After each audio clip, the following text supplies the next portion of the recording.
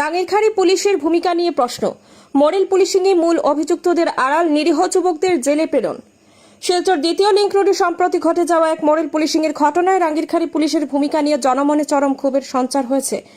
Social মিডিয়ায় viral হওয়া live ভিডিওতে স্পষ্ট দেখা গিয়েছে অশোক পাল, রবি পাল ও প্রতিম পাল তিনজন মিলে এক নিরীহ যুবককে শারীরিকভাবে নির্যাতন করছে। এমনকি রবি পালকে হাতে কেচি নিয়ে চুল কাটতে দেখা গেছে।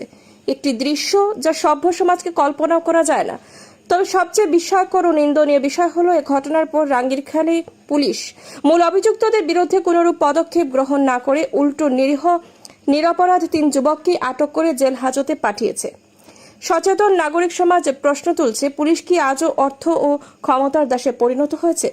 জনমতের চাপে পড়ে হলেও প্রশাসনের উচিত অবিলম্বে এই ঘটনার সুষ্ঠু তদন্ত করে অশোক পাল, রবি পাল ও প্রতিম পালের বিরুদ্ধে কঠোর আইনানুগ ব্যবস্থা গ্রহণ করা।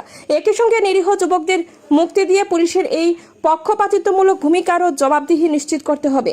নইলে মানুষ একদিন বলবে পুলিশ মানে অর্থবান ও প্রভাবশালীদের রক্ষা কবচ, আর সাধারণ মানুষের জন্য এক চিরস্থায়ী ভয়। নিউজ ডেস্ক রিপোর্ট, শিলচর সংবাদ।